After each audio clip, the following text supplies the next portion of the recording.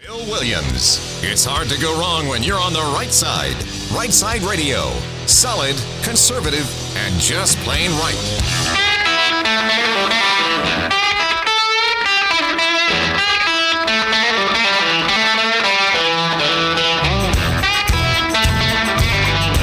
Alabama's syndicated news talk leader, Rightside Radio. Phil Williams here live in the Rightside studios. Man, we got the local, the state, the national, covering down on all the issues. And yeah, like the dude just said, solid, conservative, and just plain right. Well, welcome to Friday Eve, because that's what it is. And Butters is on the board. Hey, buddy, how are you?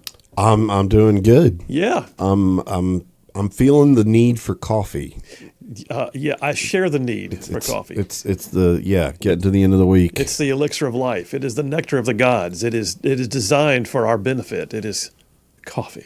Yes. There's a coffee button over there. Yeah, what does that do? I'm just going to push that. Coffee time. Yeah. Coffee. Cappuccino. That sounds like we planned it, but we really didn't. Nice. All right. We got a great show laid on for you today. 3:30 p.m. today, since he's had his coffee. It's Butters and Lee. Lee from Huntsville joining us, and we'll do this segment where I ask them questions, and then we flip the script, and they ask me questions, and just see where it lands. 3:30 p.m. today, Thursday, Friday Eve, Butters and Lee. And then I got a whole triple dipper full of just, wow, hit it. The Triple Dipper. 3 stories you've got to know. That's right, the Triple Dipper, 3 stories, 3 themes, if you will, that you got to know as we run today's show. So the first one I'm calling it presidential law. There are legal matters involving our presidential candidates, former presidents, and, oh, by the way, the current president. Presidential law. What is happening right now with impeachment? What is happening right now with Trump's legal woes, but also being held up and even appealed up to the Supreme Court? You know, what is going on with all this stuff? Well, I'm going to talk about it. And then, oh, by the way, is there a chance that a part of what is happening right now that could impact some of the allegations against Trump could also help out like hundreds of people who have been accused by the Justice Department of insurrection under the January 6th issues? Yeah, we'll talk about all that. Number 1, presidential law. Number 2, I didn't get to it yesterday, so I saved up and I even got more added to it. Border madness. Good Lord. I mean, and I look at it too and I think, okay, surely at the very least the sanctuary cities have learned their lesson. No, I'll tell you about the one who put up billboards saying everybody come here because we're a sanctuary city. That happened this weekend. So yeah, number 2 on the list, border madness. That's happening. And then number 3, are we finally past all the DEI drama? Because I've got number 3 labeled as DEI, OMG. Well, DEI, diversity, equity, inclusion, this became all the rage in the wake of the George Floyd riots, right? And everybody had to have diversity, equity, inclusion, staff and policies and things we did. And oh my gosh, it seems like they're sort of losing the love for it. So we'll talk about it. DEI, OMG. That's number 3 on the Triple Dipper. All right, let me jump over to my opening comments, the Right Side Way monologue. And I will remind you guys that the Right Side Way every single day is sponsored by the Southern Immediate Care. Southern Immediate Care, a chain of clinics that covers a huge swath of our North Alabama listening area. Yeah, Southern Immediate Care, open 7 days a week in all their locations. You can check them out. Find them on a Saturday if you have to. They'll see all ages, geriatric down to pediatric. I'm just telling you, folks, Southern Immediate Care. And by the way, they are owned by a Right Side ruffian. And yeah, they are the sponsor of the daily Right Side Way monologue. Okay, so I may have told this story before, so forgive me if that's the case. But a few years back, it happened that I was sitting on the floor of our den, and I went to get up, and I did the usual kind of grunting and popping and creaking that comes with age. And my daughter noticed. She was sitting on the couch, and she asked me, she said, "What's the matter, Dad?" To which I just responded, I remember it distinctly. I said, "Nothing, darling, just getting old and crickety." And she answered back and said, "Oh, I don't want to hear that." But then I looked at her and I said, "No, girlfriend, I'd rather be old and crickety and full of the memories it took to get there than to have no aches and pains and done nothing with my life." And she just stared at me for a moment. She said, "Well, I agree with that." And probably ever since then, we've had a joke in my family that aches and pains and scars, those are just symbols of an active lifestyle. That's what I call them. I even used that yesterday. I had somebody in my law firm with a cast on their arm talking about how they got it. And I said, yeah, it's just a symbol of an active lifestyle. I've got a few physical symbols of an active lifestyle. Shoot, I was just sitting there this morning with a heating pad on my shoulders while I was preparing for today's show. There are scars up and down the length of my body. I've got 3 fused vertebrae and 1 more going bad, surgical reattachment of the left bicep, reconstruction of the fingers on my left hand, repair to my left ACL, a gunshot wound to my left lower leg, and that's a whole other story. I've got various other sundry nicks and cuts and scrapes that all left their marks, all of which came from some separate and distinct incidents. And it's crazy, too, like how many of my scars are just on the left side of my body. So for my friends, it's safer to stand on my right side, but you enemies are welcome to stand on the left and block all the incoming rounds. No regrets, though. I mean, this is not at all a complaint, because I'm way better off than some that I know, and I know it. And I'll take an ice pack or a heating pad and some Tylenol any day over lives that I see others having to live. And what's that quote, though, from those great philosophers, the Goo Goo Dolls? They said the scars are the souvenirs you never lose. Well, there's a lot of truth in that statement. Every scar tells a story. And I can tell you about the bad parachute jumps that probably precipitated my neck surgery, or where I was and who was with me and what was said on each one of those incidents. Some are small, but you tend to remember. And some of them had learning experiences attached to them. The kind of learning that comes from a bleeding experience typically makes a mental note for future reference, if you know what I mean. And well, it should. But what about the scars you can't see? I mean, we all have them, don't we? Some are scars from truly negative experiences or events that were perpetrated on a person. I acknowledge those and the fact that they can be life-shaping or life-altering, but I'm not actually talking about those right now. What I'm referring to, though, for the purposes of this discussion, are those internal scars that come from having lived actively. The kind of scars that say to the person and those that know of them that they went there and they did that and they learned from it and they gained from it and they have an experience now that gives them strength or knowledge or wisdom or all of the above. Able to be more capable of doing the next thing that God puts in front of them because they earned some scars. I'm talking about physical, mental, and emotional scars of experience. That's what I'm talking about. Symbols of an active lifestyle. Things that have helped to shape a person to be a better version of themselves. Someone who can walk into a situation, assume a position of authority, or even simply add their input to a task and do so with the confidence of having already done something somewhere else that forged them for that moment in time. In today's culture, I think we're missing out on some of that. Too often the calls are for canceling the differing opinion or finding the easier route just because it met the criteria of being easier. Someone's got to have some kind of diversity or equity or inclusion to help them along the way. Participation trophies, those are awesome. I mean, I get it. There's a fine line sometimes between hardcore and stupid, right? But sometimes the smart way, the best way, the real way is still the hard way. And we need somebody with scars to take that moment to its fruition. Risk avoidance. Well, risk avoidance is the siren song of the defeated. Risk avoidance is that attitude that if something is scary or sweaty or could leave a mark, that it must not be good, even if the necessary outcome is on the other side of the hard thing. Risk avoidance does not win battles. Risk avoidance does not shape nations, build states, bind communities together, or build businesses. Risk avoidance is what people do who have never been taught the value of their scars. So take that thought and switch it over to our current state of politics and public policy. Do the people who make the decisions for us right now, in our communities, in Montgomery, in D.C., do they have the scars that tell about their capabilities? Or have they run a simple, clean, and uneventful life designed to avoid risk and hold their positions just by virtue of an election and nothing more?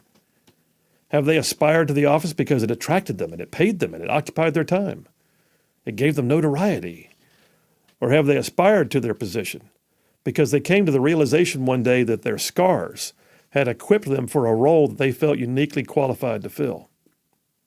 I'll tell you what, as I have watched some of the decisions being made and the people that have made them in recent years, I have found myself wondering if they've ever done a hard thing in their lives. Have they ever built a business? Have they ever written a paycheck? Have they dumped their savings into a venture? Have they ever led anyone anywhere into battle? Told a bad guy to stop or else? Told a good guy to take the high ground because they had his back? Have they ever endured the scorn of others because of their beliefs? Or have they ever sworn an oath to protect and defend and then actually acted on it? Did they ever take the road less traveled and find it difficult but rewarding? Did those who are leading us right now, did they ever put themselves at risk for the benefit of others, or for a cause, or for their faith,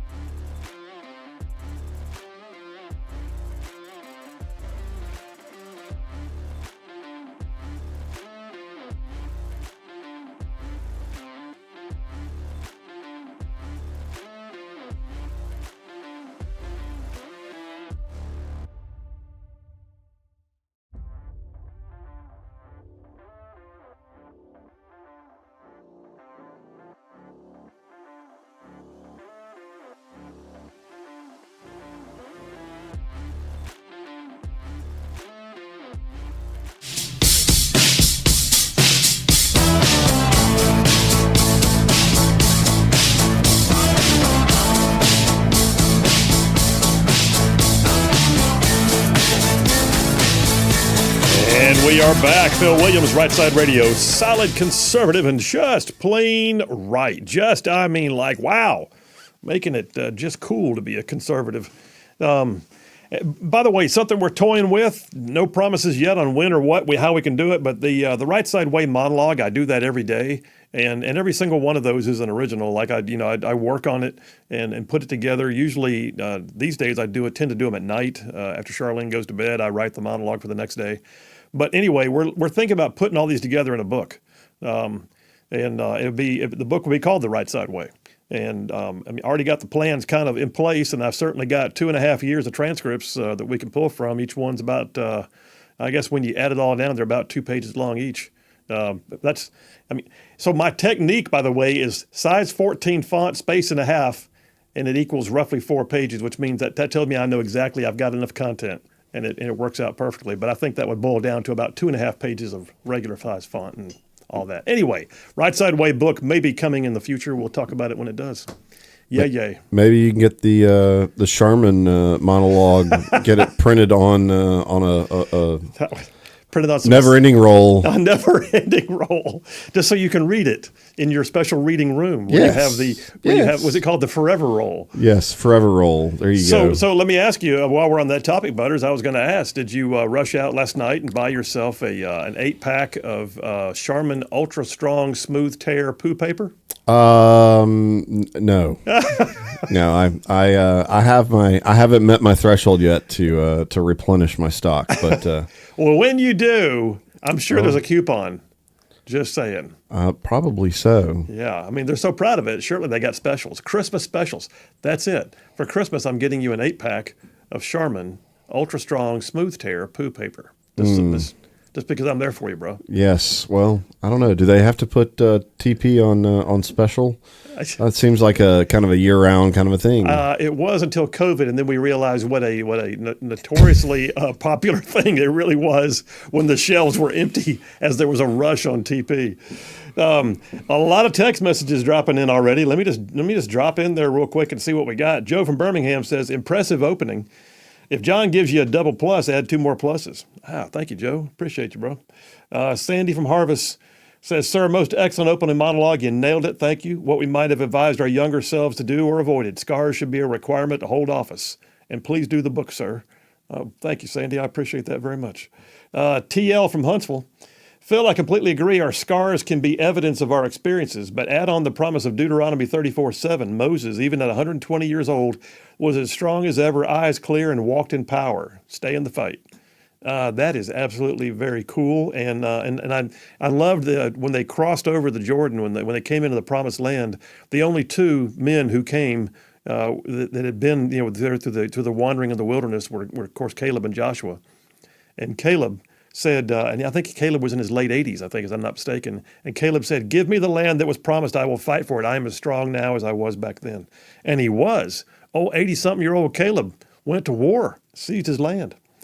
John from Huntsville says, "Phil, awesome monologue, and let Butters know he got 5 extra credit points for playing the coffee sound effect. Also just wondering, what is Butters' favorite kind of coffee?" I don't know. Butters, what is your favorite kind of coffee? Should you care to elaborate? Whatever's available. I'm really not too picky. You like it hot, black, and caffeinated? Yeah. So I typically put milk in it. I think we've That's had this. Right. But since I've been publicly shamed on the radio, I drink it black here. But no, I'm a Dunkin' fan. But no. 4 years stationed out in Washington State, I did not become the coffee snob that often prevails. But No, I've had some really good stuff, and I've had some really awful stuff. Oh, my gosh. Yeah, well, if you've been in the military, you've had the really awful. Jeff from Indiana. "Phil, have you heard that the Supreme Court just changed the definition of infringed?" I did not. Instead of a meaning you can't do something, it now means you can. I know that word is used a lot in property law, so now all the definitions of those laws have just been changed. You can infringe on people's property. I need to find out what you're talking about, Jeff from Indiana. Thank you very much. Tracy from Athens, "Amazing as always, Senator. The only scars in the Biden mobsters may have is paper cuts from counting all the dirty money." That is an epic text right there. A couple more before we go to the break. Morgan from Fort Myers says, Morgan, Fort Myers, Florida, says, if you're going to be dumb, you better be tough, and I'm pretty tough. The lessons that cause me pain or cost me money are the ones that I've never forgotten. There you go, bro. That's exactly right. Lewis from Trinity, you're going to talk about border madness. I want to get this thought in, and he's giving me a very long text. So he says, every time you approach a Democrat or a spokesperson for the Democrats and you ask about the flood of illegals, so you're going to talk about border madness, I want to get this thought in. Okay, thank you for the long intro. He says, every time you approach a Democrat, okay, he just repeated his whole text. How can we change the immigration laws? We can't even enforce the ones we have. It took me all that time to get to the final sentence. All right, Lewis, man, check out your text, brother. You're like repeating sentences, but good point made. Tim from Mount Hebron just says, amen. Bob from Arab says, Colonel Phil, Colonel Bob here from Arab. Here's your new life theme song. It's a good old one from Ray Kennedy, simply titled Scars. Okay, I got to check that out. He sent me a link. I'm also a big fan of Like a Rock by Bob Seger. That's fitting for an Army guy. Yeah, Like a Rock.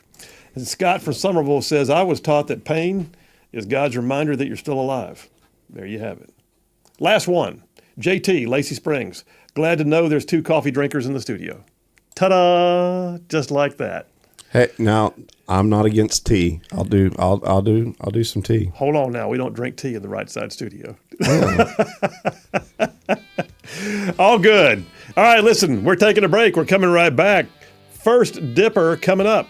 Presidential law. Man, I'm telling you right now, if you've got president or presidential candidate in front of your name, there's legal trouble out there. Phil Williams, Rightside Radio. We'll tell you all about it. Be right back.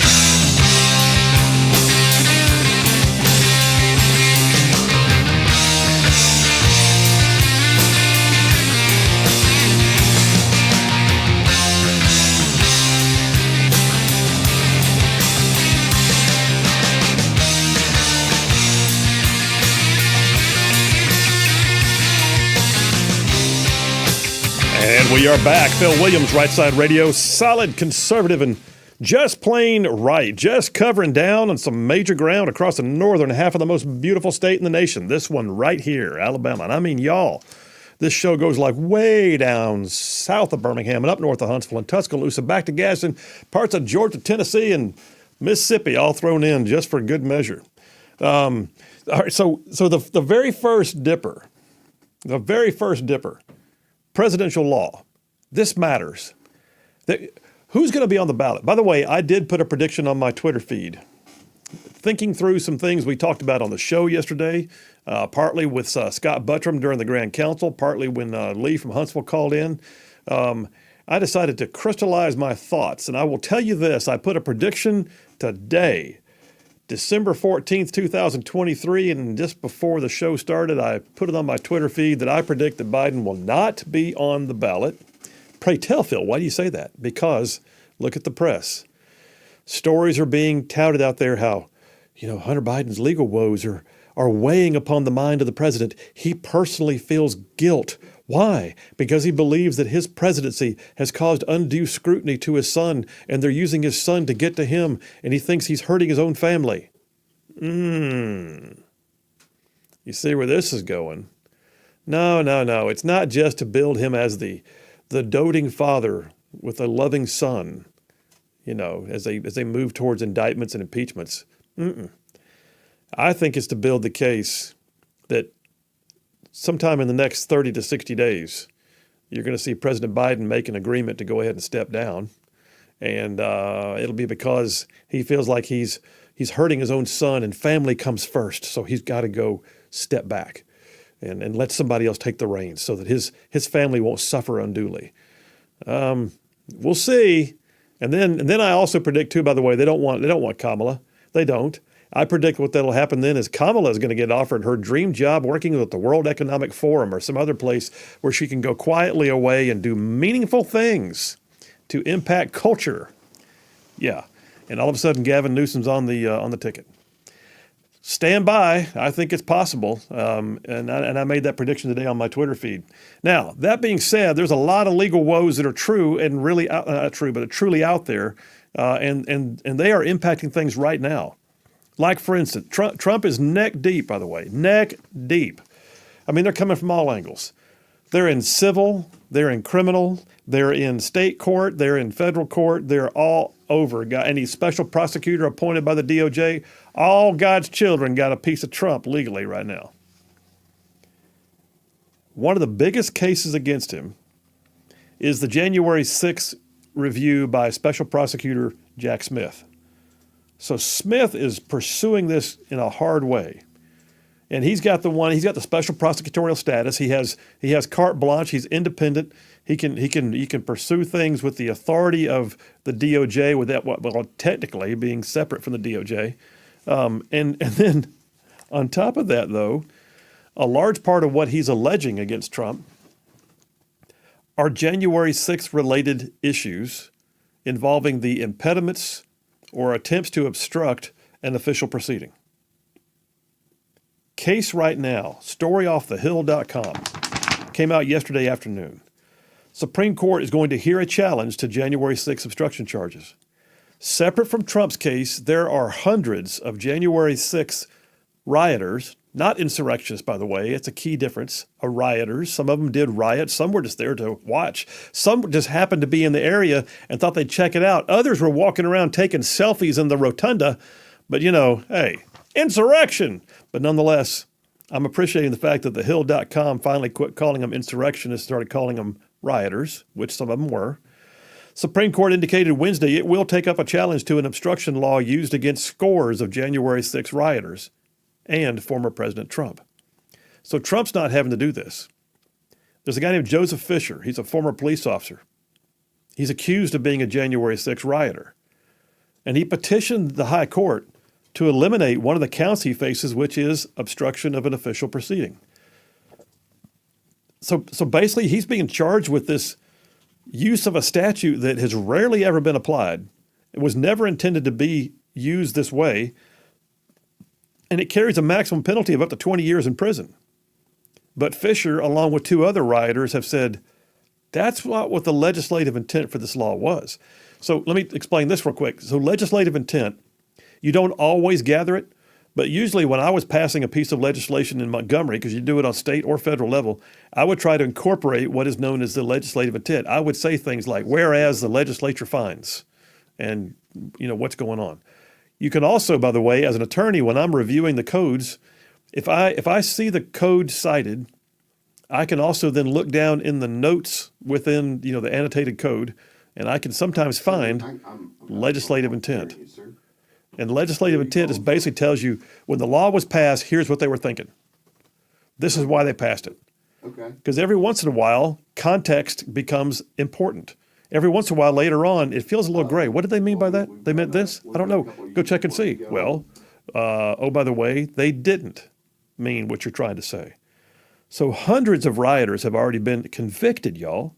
Some have had to plead guilty under, threat of long imprisonment of trying to impede an official proceeding. And yet, let's see, I've got this story right here from The Hill.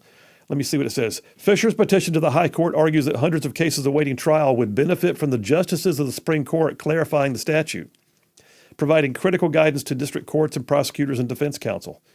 The law was enacted in 2002. And way back then, by the way, Biden, who was a senator at the time, referenced the subsection that's being used and said it was really just a crime about document shredding.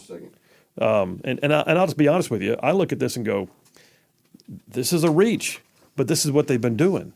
They got to find a way to punish people, got to find a way to make the conspiracy, got to find a way to build the case against Trump. So why not ruin some lives by misconstruing a statute? Same story here in the Daily Wire. In the Daily Wire, it says this particular case involves 18 U.S. Code 1512, an obstruction law that says whoever corruptly otherwise obstructs, influences, or impedes shall be fined under this title. However, Tom Caso, and I'm getting in the weeds, y'all, but bear with me here. Tom Caso, senior legal fellow at the Claremont Institute, he said the amazing thing is this statute they're using, the way they're portraying it, you got to wonder, why hasn't it ever been applied like this before? Because he said, think about it.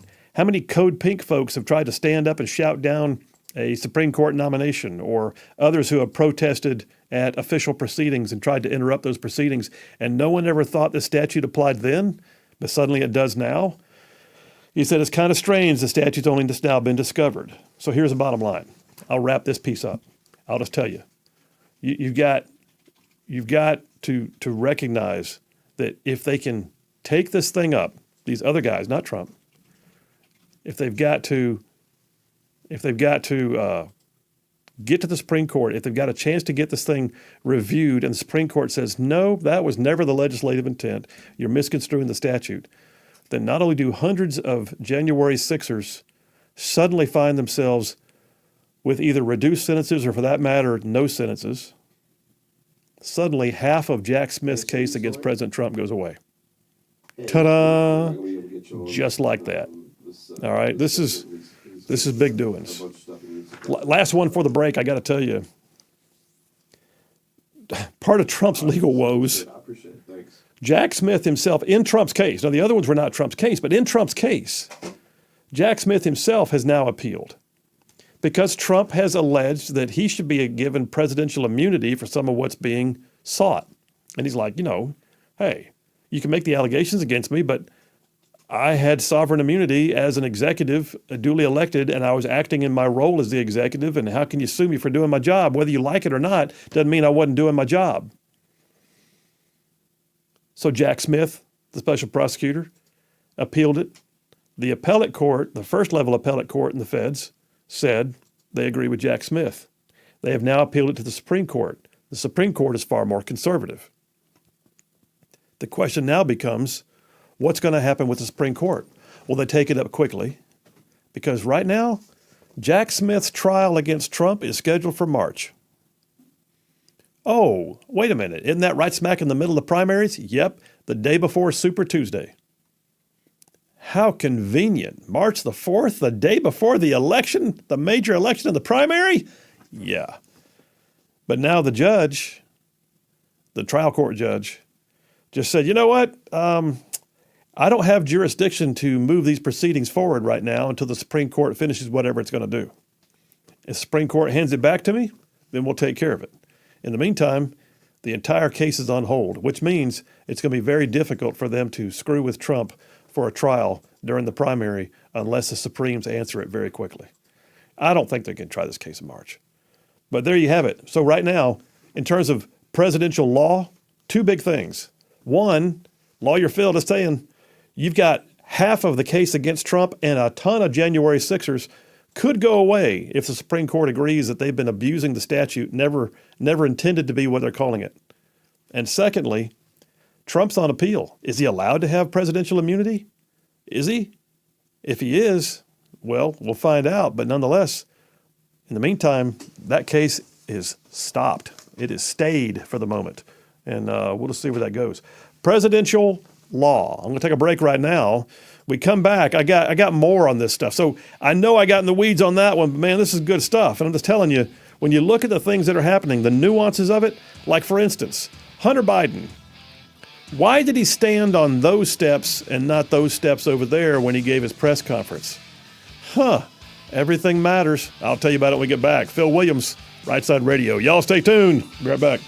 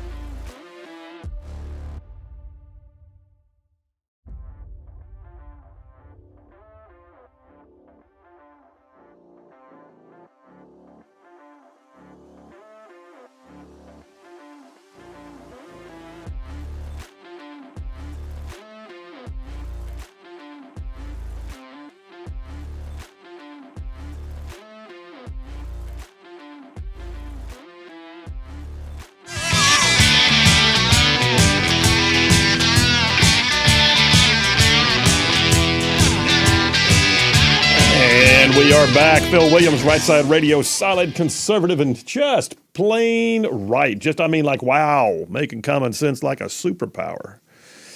So let me tell you who has no superpowers. That'd be Hunter Biden.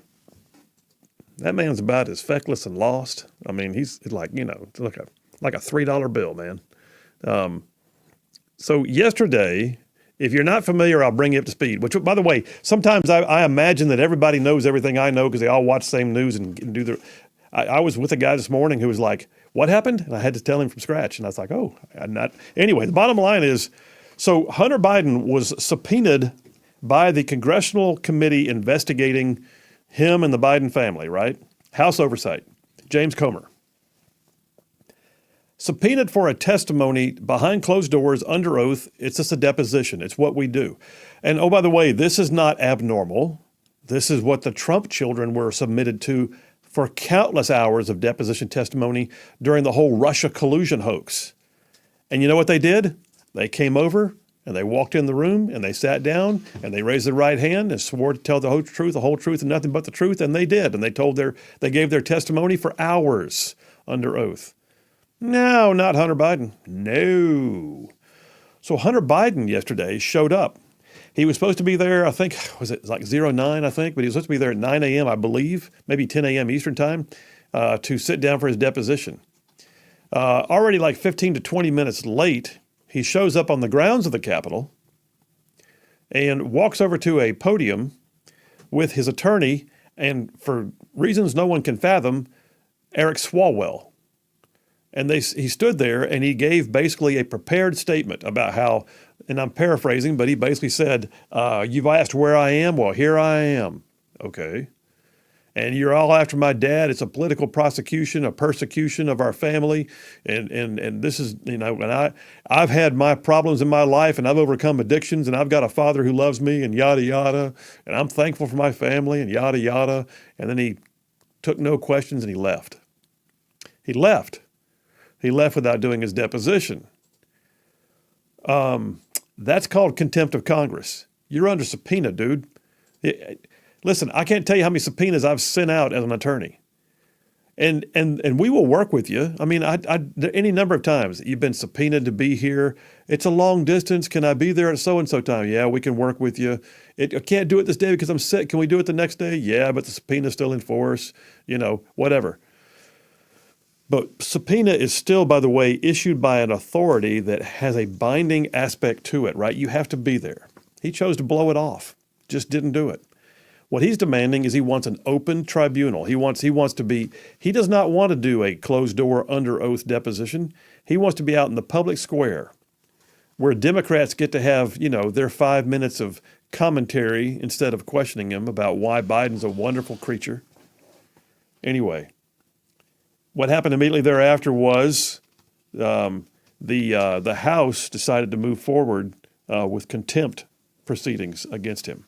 So the very first thing we've got, before I even get into Biden's impeachment woes, is contempt of Congress proceedings, according to Breitbart. Contempt of Congress proceedings initiated against Hunter Biden, potential imprisonment and fine is there. So House Oversight Committee James Comer and Judiciary Committee Chair Jim Jordan initiated contempt of Congress proceedings against Hunter Biden. If prosecuted and convicted, Hunter Biden's punishment could be up to a $100,000 fine and imprisonment.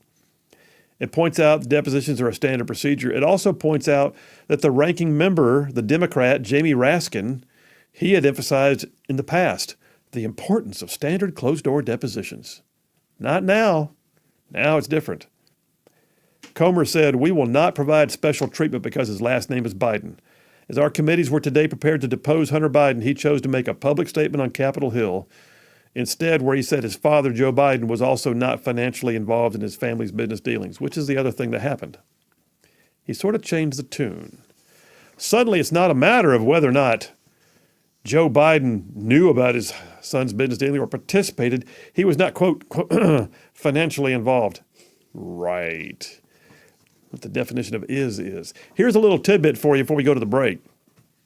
The only place I've seen this reported is townhall.com. Town Hall has this piece about Hunter Biden showing up for his press conference, blowing off the legalities of his subpoena, risking contempt of Congress as a delay tactic, and then Somebody pointed out, did you notice where he stood? It was a House subpoena, but he stood on the steps on the Senate side of the Capitol. The reporter points out the sergeant at arms for the House has no authority on the Senate side of the rotunda. He only has authority on the House side. Had Hunter Biden appeared on House territory, so to speak, he might have been subject to the jurisdiction of the sergeant at arms who could have requested that he follow him to the room, and he would have been kind of stuck with it at that point. So it was so cagey, they even chose where they stood. I mean, I guess his attorney's getting paid the big bucks, but that's how in the weeds some of this stuff is. It's just amazing to me. Well, so all right, Hunter Biden, what happens next? Well, right next is going to be the fact that there's going to be this tussle over when's he going to show up for his deposition. Well, he's not going to do his deposition. Why is he not going to do a deposition? And then someone's going to slap him with a fine, and he's going to be in contempt. And then what's he going to do? Pay the fine? Probably not. And then at the same time, how does this bleed over into what's happening with President Biden? Well, a lot, actually. So yesterday, there was a major vote along party lines, but there was a major vote that dealt with Joe Biden. And y'all, I know I'm restless about, okay, are we going to do something or not? Are we going to, well, of course, keep in mind, the Republicans have only had the House now for a year. And in that time, they've had to constitute their committees, deal with their own removal and replacement of their Speaker of the House, had several other things distracting them along the way. Oh, by the way, trying to fix the budget and do the other stuff they got to do just to keep the regular order of business. And then, at the same time, launch the investigations into Joe Biden. But I think they are wiring this thing tight, man. And I don't know what the final outcome is going to be, but there was a vote yesterday that catapulted it to the next level. I'll tell you about that when we get back. Phil Williams, Rightside Radio. Y'all stay tuned. We'll be right back.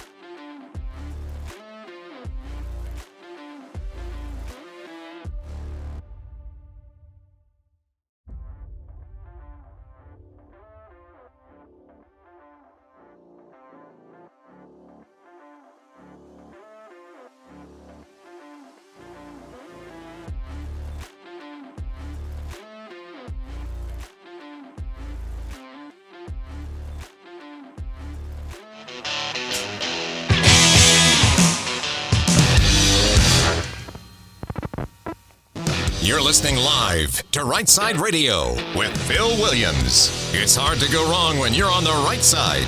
Rightside Radio. Solid, conservative, and just plain right.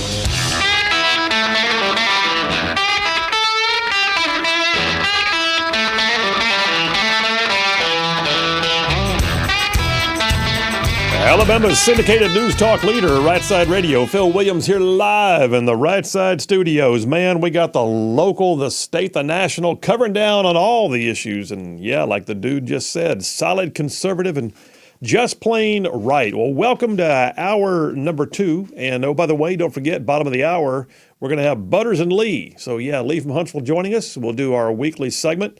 And it's Butters and Lee, 3:30. Stand by for that one. I'm finishing up number 1 of the Triple Dipper. I'm calling it presidential law because these are all legal matters that are affecting either presidential candidates or current presidents or their families or whatever. It is the biggest swirl of legal menagerie that I think I have ever seen. I'll be honest with you. I don't know about y'all. I am jaded with it, just to be honest. I was thinking this morning as I was prepping the show, I thought, God, wouldn't it be just nice? Wouldn't it be wonderful to have somebody in office who was just there doing a great job? Just maybe I don't even agree with everything they do, but it's like no controversy, or at least make it just like political controversy, like Democrats don't like what Republicans want to do. Can we ever get back to that day? I mean, granted, there would be less fodder for my show because this is indeed a target-rich environment for a conservative news talk show. I'll just be honest. But I look at it and think, my God, when will the madness, when will we stop having oversight committee hearings and impeachments and going after the son or the daughter and all of it is just why would anybody want to run for president right now? I mean, to me, in my opinion, the only way you want to run for president is if you're a billionaire like Trump and you can continue to hire the lawyers you need to get out of all the stuff they're going to sling at you. It's unreal, unstinking believable. That being said, here we are. Well, so yesterday a thing happened that is way, way, way a step up. So you may recall that there have been impeachment efforts against Trump, and there has been a ongoing impeachment effort since Republicans took majority in the House against Biden. However, there's never been a vote on the floor for an impeachment proceeding, which is a bit unusual. It means the Speaker of the House just directed that it happen. It just means that the Speaker of the House just said, we're going to proceed down this road without the will of the body being spoken. Well, not yesterday. Yesterday, our new Speaker of the House, Mike Johnson, he brought it to the floor. And in a pretty much a party line vote, 221 Republicans voted in favor of the inquiry and 212 Democrats voted against. The House has now voted to formally authorize an impeachment inquiry into President Biden. What that does, though, by the way, that gives greater authority to the committee chairman. They can compel interviews. They can obtain documents. They can get courts to enforce their requests and their actions. They have the authority to sort of reach into places they might not have gone otherwise. So a formal vote to proceed with an impeachment has now occurred, and that is, by the way, a turbocharge to the proceedings. So what you've been seeing before was what I would call good effort. What you're going to see now is what I would call good official undertakings with intent and purpose and a lot more behind them. So that just happened yesterday. New York Post has a piece on it. Pretty intense. And by the way, I see I got a phone call. I'll take it in 1 minute. But yeah, it says, as President Biden continues to stonewall lawful congressional subpoenas, today's vote of the full House of Representatives authorizing the inquiry puts us in the strongest position to enforce these subpoenas in court. That's the new Speaker of the House, Mike Johnson. And then you look at it and you think, okay, so they now have the ability to go and do deep dives into assessing why things like payments from China, Mexico, Kazakhstan, Ukraine, and Russia went to the Biden family and who benefited from it. Here's the last thing I'll say before I take the phone call. Jonathan Turley, who is just a great legal mind, he did a piece in the New York Post.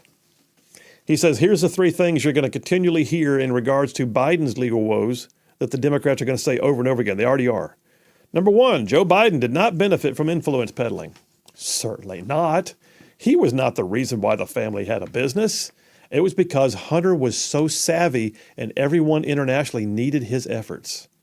That's all it was. Wink, wink, nod, nod. Here's the other one they're going to say. And I'm not going to go into all of Turley's, analysis, but he says it's about Hunter Biden's addictions, not his actions. Yeah, he was misunderstood. He was having a hard time. You're picking on him for his recovery. Well, he spent $383,000 of Chinese and Ukrainian money on hookers. I mean, for the love. In 1 year. For the love. And the last one they're going to say is it's all about Hunter's truck. What does that mean? Well, some of these payments were marked loan repayment. Wink, wink, nod, nod. What they're saying is, well, Hunter bought a truck and his dad loaned him the money, so he had to repay it. Millions? What kind of truck was that thing? Anyway, I got a little bit more on this, but before I do that, I want to honor the fact that we got somebody on the line. Oh, yeah, is that Kareem? Kareem, line one. How you doing, buddy? How you doing there, Phil? I'm good, man. What's up? As far as this Hunter Biden thing goes, I can't take Jim Jordan serious, especially with subpoenas, because he avoided one for the January 6th committee, and he still hasn't answered. And Jim Comer, him, is everything that he accused Biden of, he officially has done. But I'm trying to understand what's the difference between that, between what he's done and that. He gave his son money, his son paid him back. Same thing with Comer. He loaned his brother money, his brother paid him back. But all of a sudden, it's either Joe Biden is senile or he's this great mastermind. You really got to make up your mind. I think because he's a dude. Can see it. I think he's been duped. I think he was. Hang on a second. I think he was not the criminal mastermind. I think he was just duped into.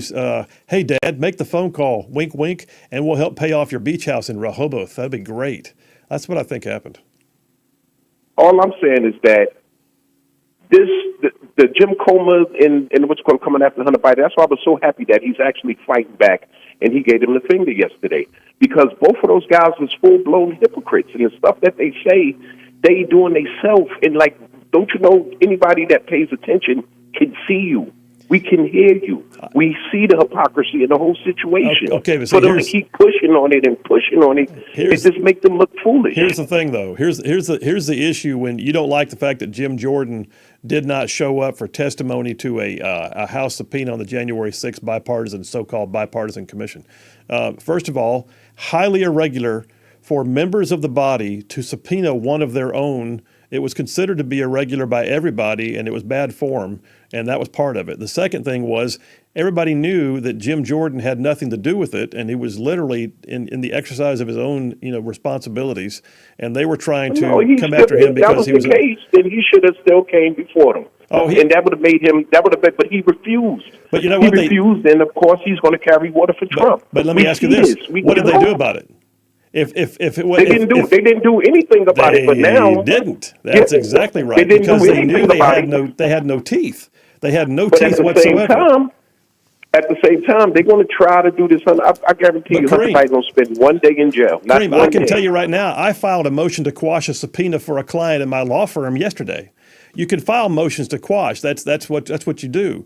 But just choosing not to show up is not what you do. When a valid subpoena has not otherwise been quashed, or a pending motion to quash is in place, you just don't blow it off, because then you're subjecting yourself. I guess he's just following suit. Well, what he could have done, Jordan just blew it off. But he just blow it off no, too? Jim Jordan didn't just blow it off. He didn't. He blew it off. Jim Jordan never should have been subpoenaed in the first place. What you've got? All right, let me ask you a question. Before I go to the break, and I got to go to break in about 1 minute.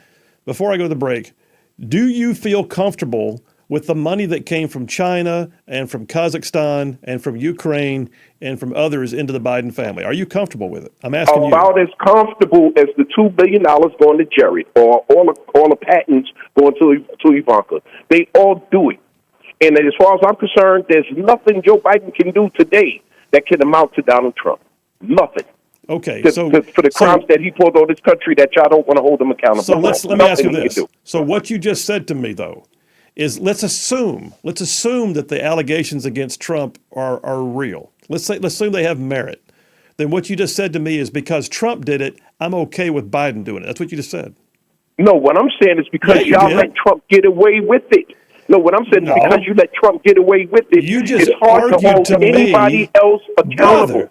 Kareem, you just argued to me that two wrongs make a right. That's what you just said. You just said, No, well, okay. if Trump did it, then but I'm Biden ought to saying, get to do and the it. only reason why that happened now, because this is what it is now. Come This is on. what it is now. If you don't hold Trump accountable, I can't accept you You to gotta have try a- to hold anybody else accountable. You gotta Period. have a standalone argument. You can't say what's good for the goose You is can good for the stand, you gander. can stand on, listen, you can stand on anything if it's right, but you can't turn a wrong into a right. What you Like just you said, did. if you can't hold this man accountable for just the things he did, You just tried to anything turn. he put forward. Kareem, I'm on it, man. But what you just said was you just turned a wrong into a right. You said because of Trump, I think that Biden shouldn't be held accountable. That's basically what you just said. No, I'm saying Come you can on. hold Biden accountable, but you also got to hold Trump accountable. Y'all failed to do that. The Republican Party failed to do that, and y'all still trying to put him back in the White House after what he pulled.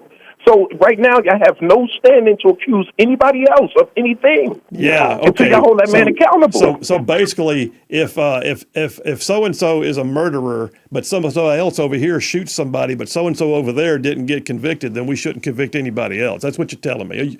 No, what I'm it ain't saying holding water, is brother. that hold Trump accountable for all of his crimes, get rid of him, and then we can get back to normal holding everybody else accountable. Okay, so in the meantime, wink, wink, nod, nod, Biden gets a pass, and that's just the way it works in your Yeah. mind. I have no choice but to give him a pass because y'all giving him a pass. We have At no least you're choice. honest on that. I got to go to break. You man. have no choice. You know I love All you, right. but you're wrong. All right, I'll talk to you later. All See you. right. Sorry, bye. Wow, take me to a break. That is, oh God, you can't. I mean, no, you just can't.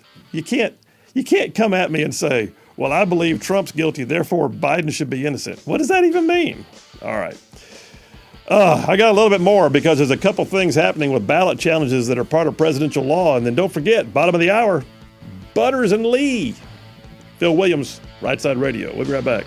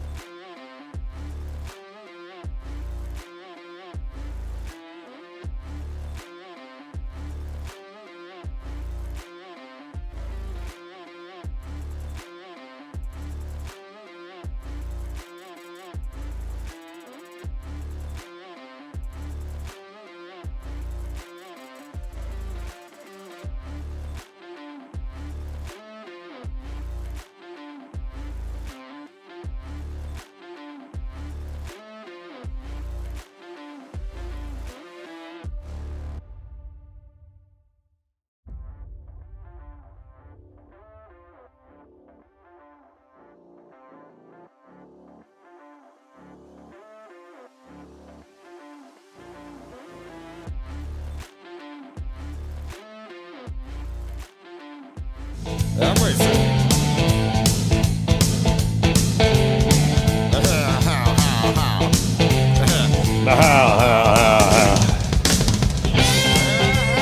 And we are back. Phil Williams, Rightside Radio. Solid conservative and just plain right. Just saving the world, one soundbite at a time.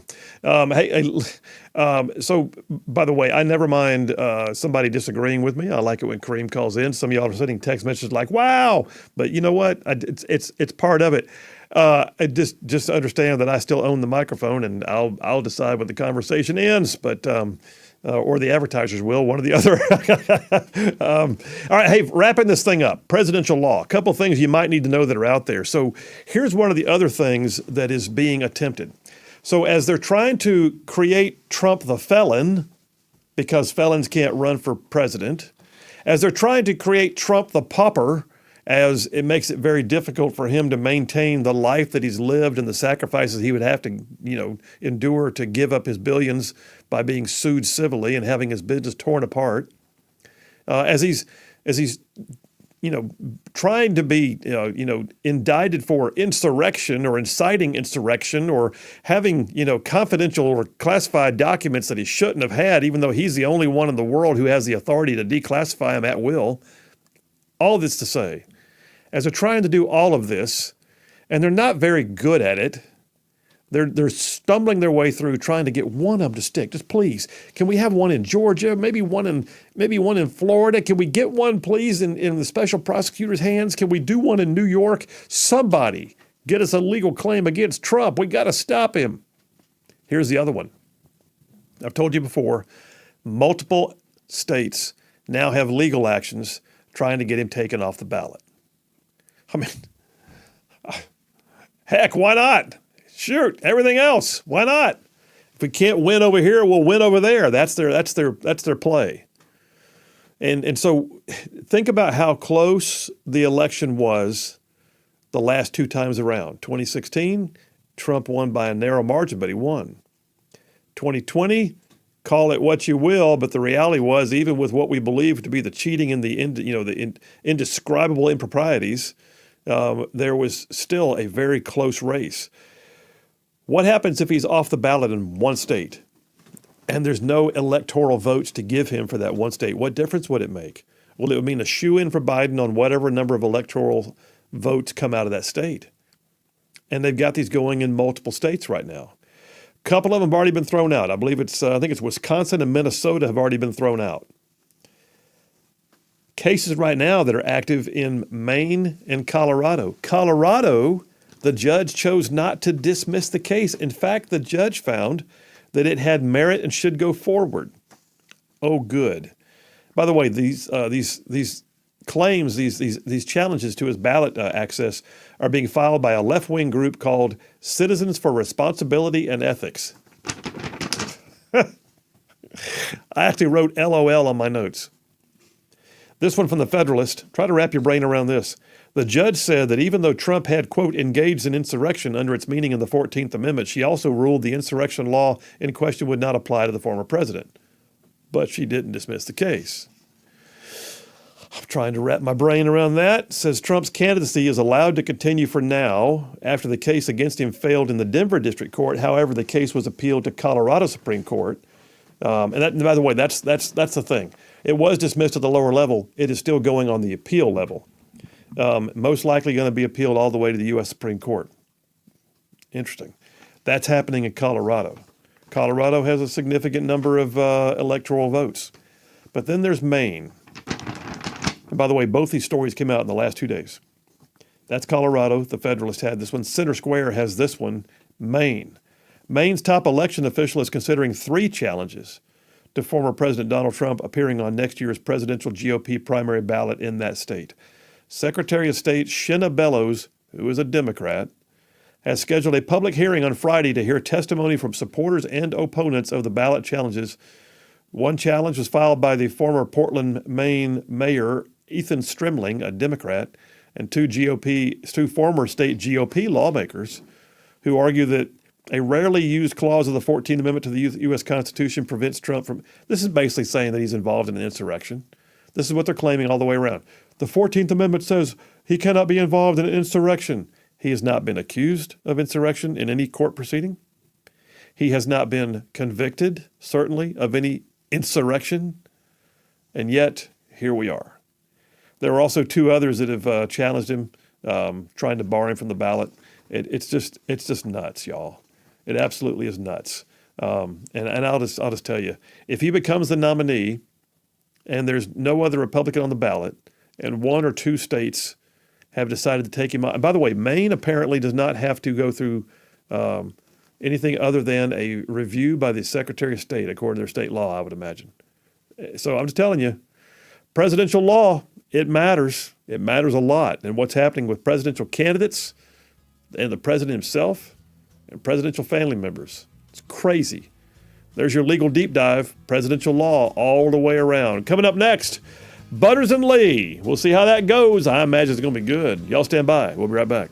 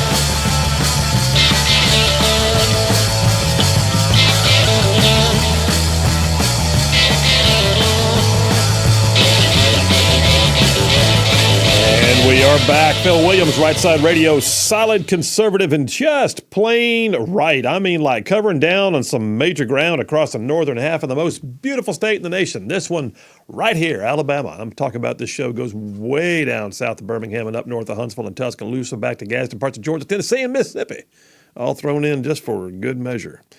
All right, so this is that time of the week. I enjoy this. This is like one of my favorite moments of the week when I almost feel like I get to put my brain to rest for a bit. But I have other people that know things, that say things, and that do things that are just equally as important as anything I could ever do, and they help me keep this place running. Butters and Lee is what we're about to do. Lee from Huntsville's on the phone with us right now. Lee from Huntsville, how are you? I am doing well. It sounds like it's a feisty show.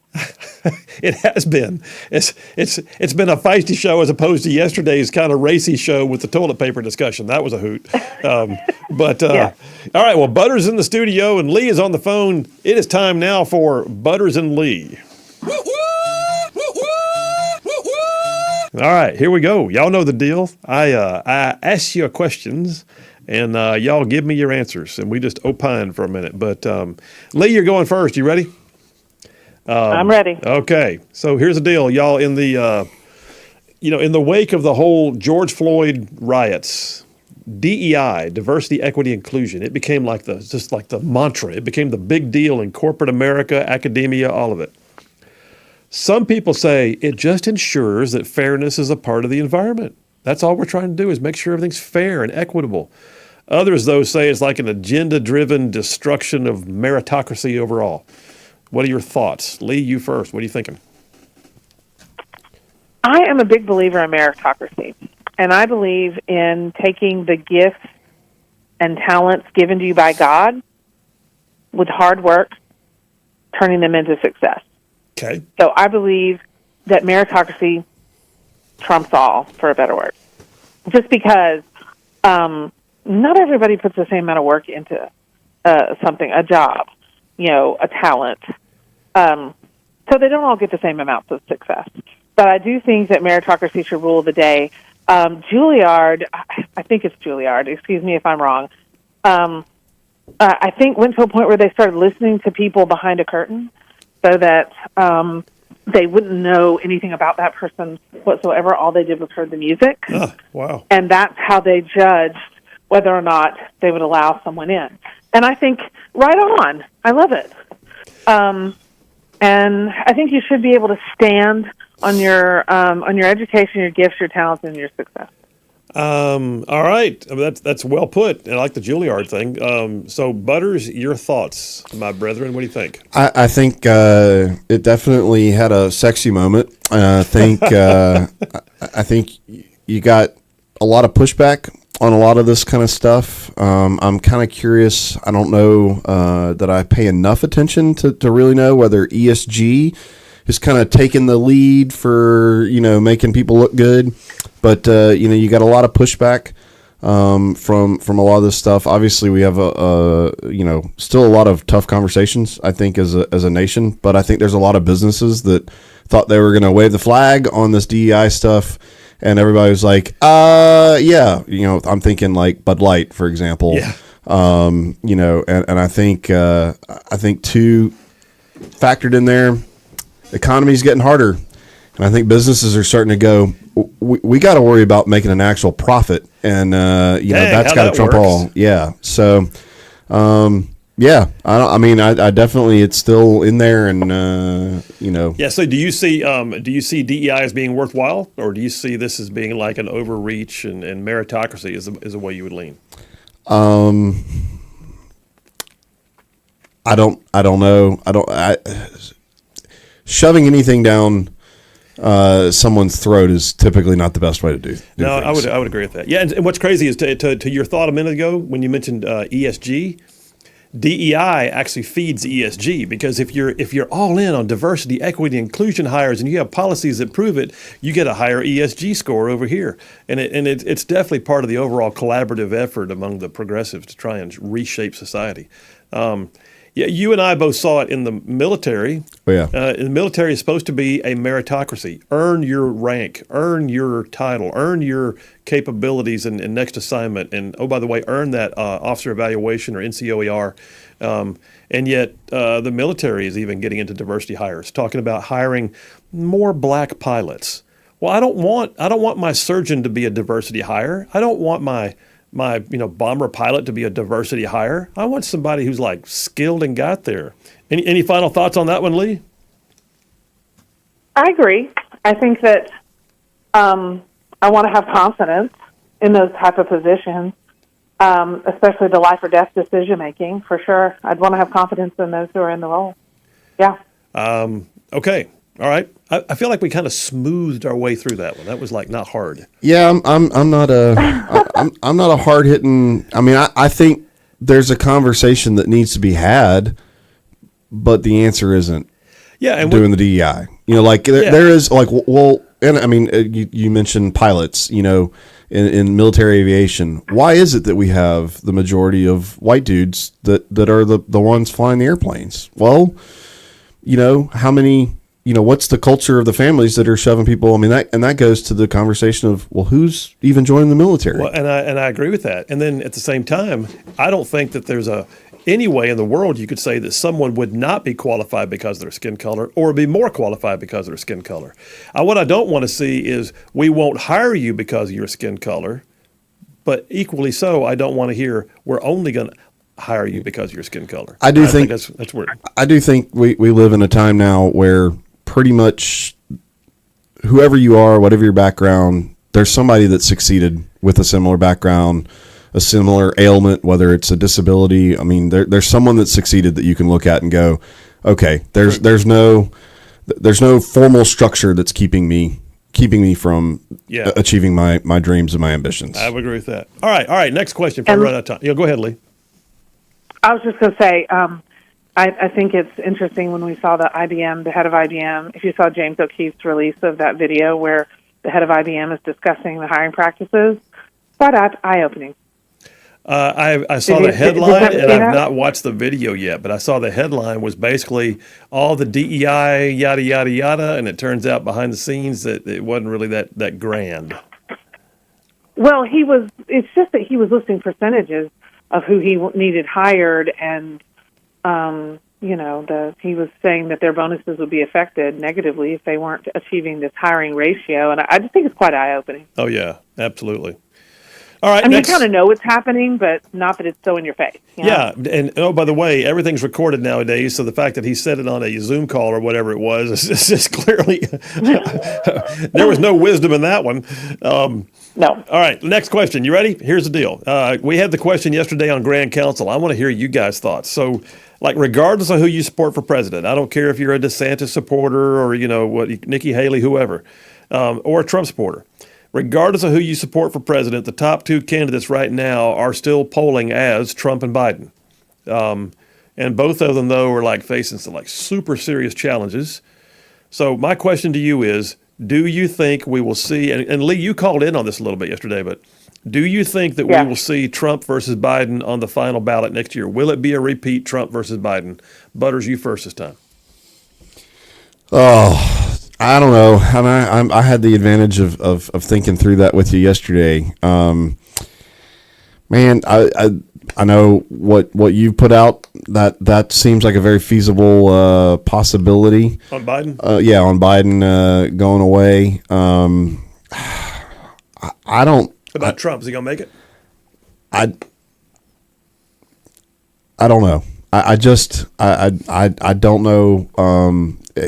We're living in such a crazy time. I mean, it's really kind of insane. I mean, as you go through all the legal stuff that we've got going on, it's just such a circus.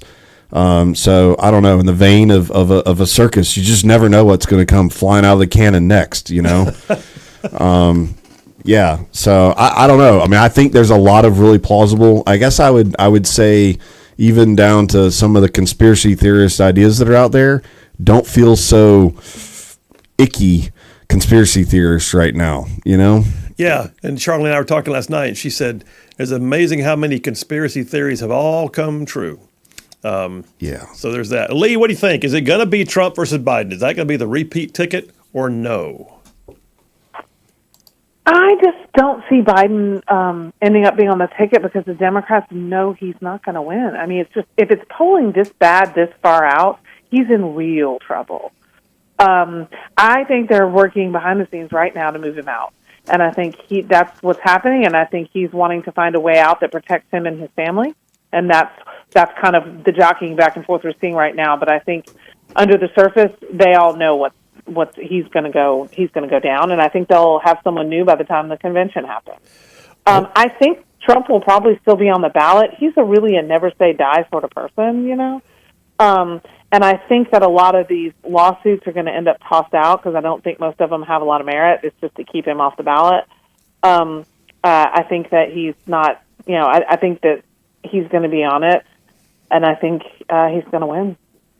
Okay, so you say no to Biden, yes to Trump. Butter says, ain't nobody can call this one, don't lay odds on any of it. I think that's fair.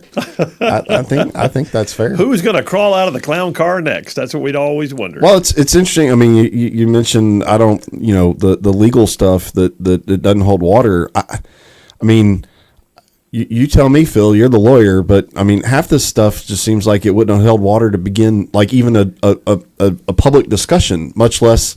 Yeah. So I guess for lack of better words, does the law even matter at this point with what, with some of what's going on? Yes, and I'll answer that question real quickly, and I'll tell you why. Because Trump is setting precedents for all of us, all right? And that's important. Because what they're trying to do to Trump, once he faces it down, even though it might be in a different jurisdiction, some of which won't be necessarily on appellate level, but it'll still be a case that we can look at and go, well, you've tried that before, thank you very much, and it didn't hold water. And we'll be able to, you're not going to be able to ballot challenge everybody on this 14th Amendment thing. No, you're not going to be able to, try to tear down a man's finances because you don't think he valued his properties correctly. And oh, by the way, the president is allowed to declassify documents. I think he's setting precedents that are important, and he's a billionaire, and I'm thankful that he has the resources to fight it because he's not, the taxpayers are not paying for his, casework right now. His lawyers are getting paid out of his pocket. But and they're all going to have book deals when it's over. That's for sure. All right. Oh yeah.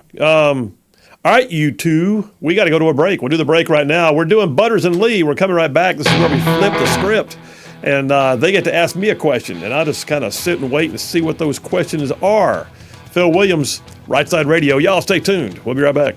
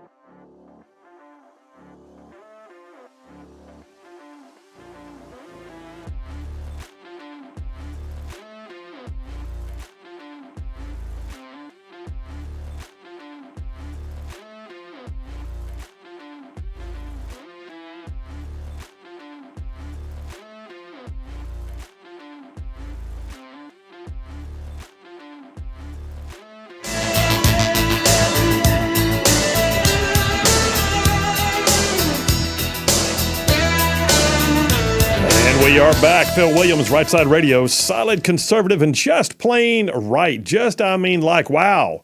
Making common sense like a superpower. I tell you who's got a lot of common sense. It's our friends here, Butters and Lee. So this is where we shift gears. I asked them questions for the first round. They asked me questions second round. Lee, ladies first. What you got for me? So, did you watch the Tucker interview with the guy who was discussing unexplained aerial phenomenon, or what we used to know as UFOs? I saw parts of it, but I have not seen the whole thing. Okay, I found him to be super credible. Yeah. And I was almost a little taken aback that, this is kind of flown under the radar. Times are weird when people are like, UFOs, aliens, who cares? Moving on. So, I wonder what you think, and I'd like to also hear what Butters thinks, being that he was maybe in the seat to view some of that. I want to know how serious you take what he was saying, that they actually have alien biologic material, whatever that means. Well, I guess first thing we'd have to just address is, do I believe that it's possible that there are aliens? And here's the thing. I was a kid. I think my recollection is I asked my mom that one time. I mean, I was like elementary school. Mom, do you think there's really UFOs? Do you think there's aliens? And she said, I don't know, honey, but I know that if God can make us, why is it possible that he wouldn't make somebody somewhere else? And I thought, oh my gosh, I'd never thought of it that way. The universe is massive. Is it possible there's life out there? Certainly. So I am not doubting that one day we're going to have direct contact and find out that Star Trek was right all along and that Klingons exist. But then I also look at it and go, okay, at some point, the whole Area 51 thing has got to explode. You can't hide it forever. But there are phenomena that we cannot explain. And some of the stuff that they were showing in the most recent videos, some travel underwater, some travel in the air. Some have, the ability to do, aerobatics that nobody else can recreate, and they've got it on video.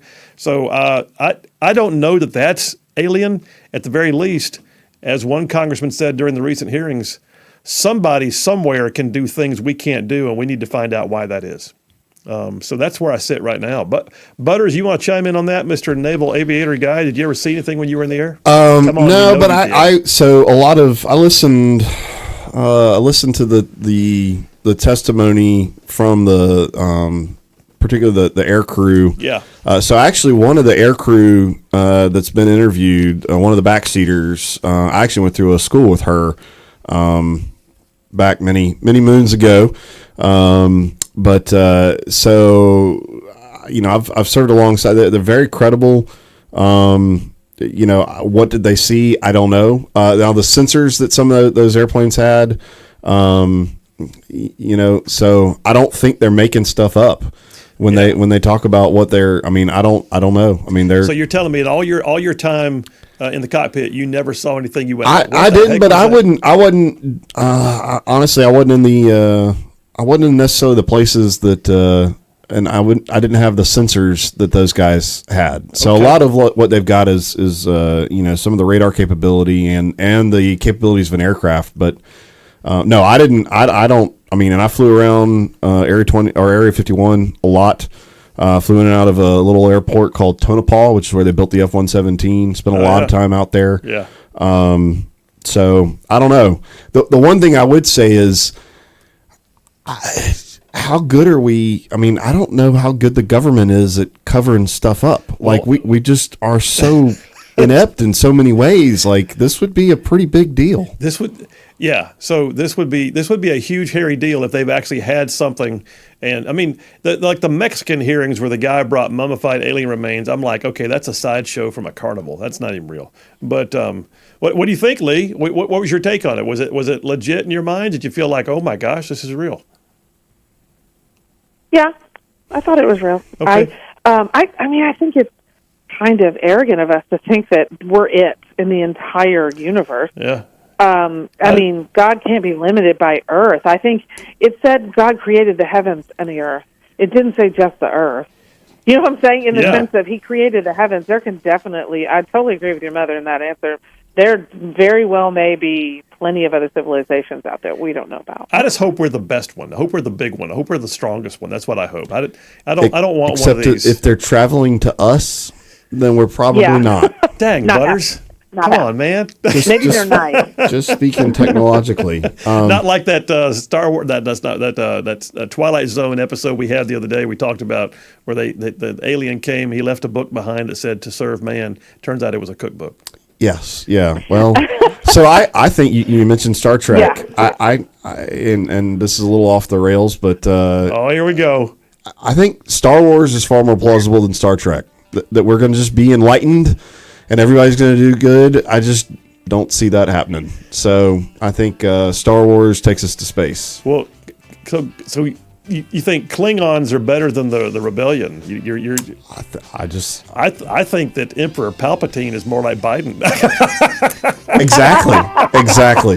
That's the world we really live in. All right, Butters and Lee, appreciate both of you. Thanks, Lee. Talk to you soon. Oh my goodness. All right, Phil Williams, Right Side Radio. Hour number 3 coming up. We'll be right back.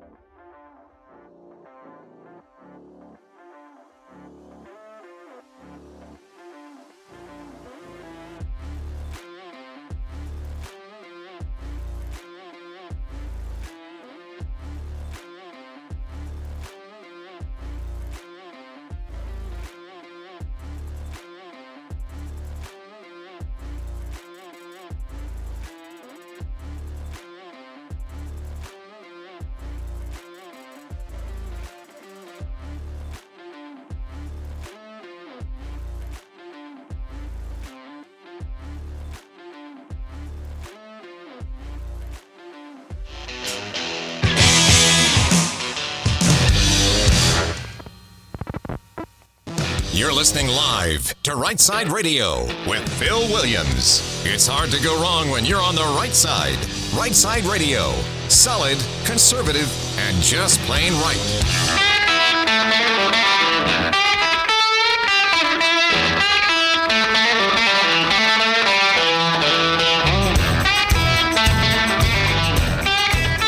Alabama's syndicated news talk leader, Rightside Radio. Phil Williams here live in the Rightside studios. Man, we're going to cover down on all the local, the state, the national, all the issues. And yeah, like the dude just said, solid, conservative, and just plain right. Just welcome to hour number 3. Hour number 3 on Friday Eve. And I got a ton of text messages. I think before I even jump into this last section, Butters, I got to honor our listeners who chose to join the text. So there's a ton of them. What, you got something? What are you saying? Oh, I was laughing at Cooter, James from Huntsville. Cooter from Huntsville. Butters, come on. We had the awesome Apps 130 in the Prowler. He's referring to our lead weight radar that we had in that jet. So that's right. That's your Prowler buddy, right? Yeah. Was his? So I assume James from Huntsville. His call sign was Cooter. We had that exchange early. Yeah. I got to get up there and say hey, and get to know my. There's a lot of Prowler guys up in the Huntsville area. Prowler guys prowling around still. But yes, the apps 130 was. We didn't have anything like the sexy air-to-air radars that you have in the F-18s and the F-22s and all that. Everybody's always got the better toys. It's just always somebody else has a better toy. Yes, except they actually do. Okay. So, what else we got here? David from Huntsville says the prosecutorial cases. What do you say? It says Kareem needs to remember that Trump was twice impeached, not just by Democrats and not reelected by the voters, not just Democrats. But he says there's no accountability. That's a great point. David from Huntsville. Nailed it. TL from Huntsville, I got your message. Thank you very much. He says off air, so I'll leave it at that. Thank you, TL. Marcus from Huntsville says, if one state bans Trump from the ballots, I think it's trying to say it's a voice text, obviously. If one state bans Trump from the ballots for insurrection, I bet 10 red states will immediately follow to have Biden removed for treason, dealing with our enemies and the money he's received. There's way more evidence that he's been bought and paid for by other countries than evidence that Trump is an insurrectionist. But you know what? Timing is everything, and I don't think they will. To be honest with you, Marcus, I don't think Republicans will stoop that low. I mean, I think we have to start, playing their game as best we can, but not when it comes to frivolous lawsuits. Because, I mean, truthfully, some of these cases, I'm embarrassed for the lawyers that filed them. We actually have a statute in the state of Alabama, the Alabama Litigation Accountability Act. If it's determined that you knowingly filed a frivolous lawsuit, and I'm using that phrase lightly, but if you knowingly filed a frivolous lawsuit, you can be sanctioned for it. Have to pay, the costs and fees are related there too. Daniel from Tullahoma says these states are trying to take Trump off the ballot or are trying to commit election interference. Exactly. By the way, it's not these states. It's these people that are filing suit in those states. The judge has no choice but to deal with it. Some of them have thrown them out. Some of them are still ongoing. So once a case has been legitimately filed, whether it's a legitimate case or not, it's been legitimately filed. The judge still has to deal with the fact that it's on his or her docket. So anyway, Devin from Brownsboro says, I feel as though Kareem may not vote for Trump. I'm not psychic, just a gut feeling. I think it's fair to say. Go with your gut. Fair to say. Joe from Birmingham, referring to an earlier conversation in the show, says 2 wrongs don't make a right, but 3 lefts do. Think about it. 3 lefts do make you going to so we need a third one in there. So we need a third wrong? Is that what we're saying? Okay. So who else is going to court? Well, Hunter Biden has probably had like 19 wrongs at the very least. So how many has he come back around to the right? I don't know. Dave says, just heard a Gorka report on an article written by Molly Hemingway calling for Trump's assassination. Okay, somebody called about this true, and I don't know anything about this, so I'm not going to chase this thread, but it better not be true. Although I will say this, Trump still has and needs Secret Service protection, and rightfully so. And by the way, not just from extremists on the left, but because there are people like Iran that still hate him for taking out Soleimani. I mean, just he was not afraid to get in their business. John C. from Madison, does Cream not realize that Trump has not been found guilty and that Biden has not been found guilty yet? Cream wants to destroy Trump. Well, Biden gets away with everything. And there you go. JR from Madison just says, Cream makes my head hurt. Brian from Huntsville, Hunter Biden needs to be careful. Being supported by Eric Swalwell might link Hunter to Fing Fang. It galls me, and it also boggles my mind how a guy who was taken off the Senate Intelligence Committee for his illicit affair with a suspected Chinese spy is the one who's going to stand next to Hunter Biden to prop him up when he's doing his press conference about his illicit lifestyle. Does anyone else see the irony? The irony is rich. Rich. It's dripping with irony. Just saying. John from Pike Road. Hey, John, how are you? He says, Phil, this is John from Pike Road. I just got on the website FlightAware. It says, there's a jet that landed in Tuscaloosa this morning around 1:30 a.m. My thoughts are they flew in a bunch of illegals. Not the first time I've seen these characters flying to Alabama. I don't know, John, but I'm not going to be a bit surprised, man. Yeah, you can go on FlightAware anytime and see these flights coming in. And if it came from Laredo, Texas, for no other reason except just to drop into Tuscaloosa and then fly right back, you have to question, is there really a businessman in Laredo, Texas who had something to do in Tuscaloosa? Doubtful. Well, you can if you're that savvy on FlightAware. I mean, go look up the IN number, the registration of the airplane, and see who owns the airplane. So that's all easy access. Are tail numbers is IN only a private, or is what about like? No, every aircraft is going to have an associated IN number in the U.S. Okay. That's going to be the IN is the U.S. designation for the registration. All planes, whether they're chartered by a government agency or anything else. You probably have to dig. We had BUNO numbers in the Navy that we more dealt with BUNOs that are all Navy-fied things, and the Air Force has their own version. But all civilian airplanes, they're going to have it, and they probably would have chartered a airline or something like that. All right. John from Huntsville just texted in and says, Phil, it was very close, but Lee gets 5 extra credit points for winning the Butters and Lee segment. Also, I want to say I think that it's possible that both Joe Biden and Trump are removed from the equation, and DeSantis and Newsom battle it out for the keys to the White House. And Robert Kennedy Jr., along with Joe Manchin, play a small role as well. You know what, John? Let's go ahead and just mark down that on the December the 14th at 4:13 p.m. I read your prediction out loud, and I don't know that you would be wrong, brother.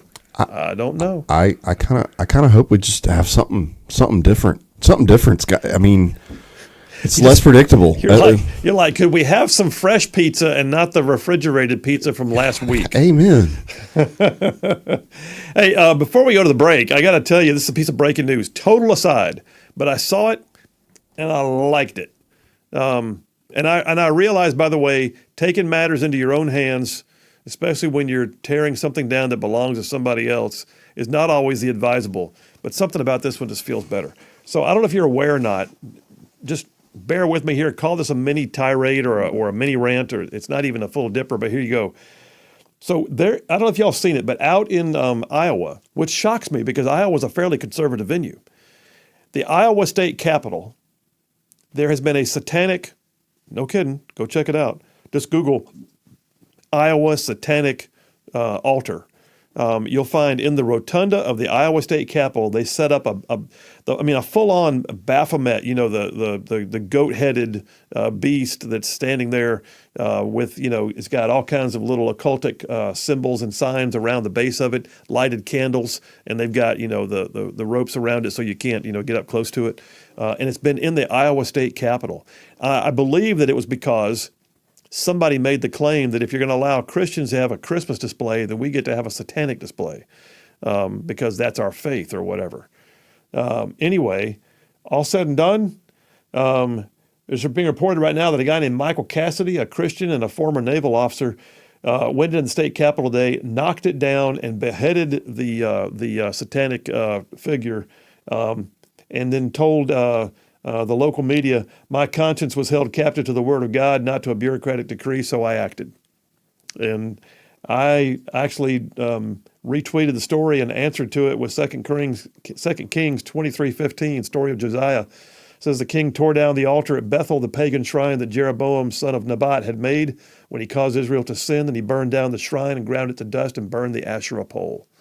So anyway, I just thought I'd bring that up. I just found that to be a righteous moment. Did he do it with a broadsword? That would have been epic, but I doubt if he got it through security. Yeah. Just saying. That's disappointing. Either way, the picture that accompanies the story on Twitter has the altar laying on the ground, and I'm looking for. I want to see the beheaded part. I mean, anyway. Yeah, kind of reminds me of the guy who stood up in front of the Turkish assembly yesterday or the day before, and yelled out that Allah would make sure that Israel was punished, and then he actually dropped of a heart attack right there at the podium. Just bam, lightning struck him. Bam, was down. Can't make that stuff up. Can't make that stuff up, dude. All right, take me to a break, Butters. We'll do that right now. Coming back, we're going to get into Dipper number 2. Just Dipper number 2? Yes, it's been a full day. Dipper number 2, Border Madness. Yeah, we're setting records, and they're not good ones. Phil Williams, Rightside Radio. We will be right back.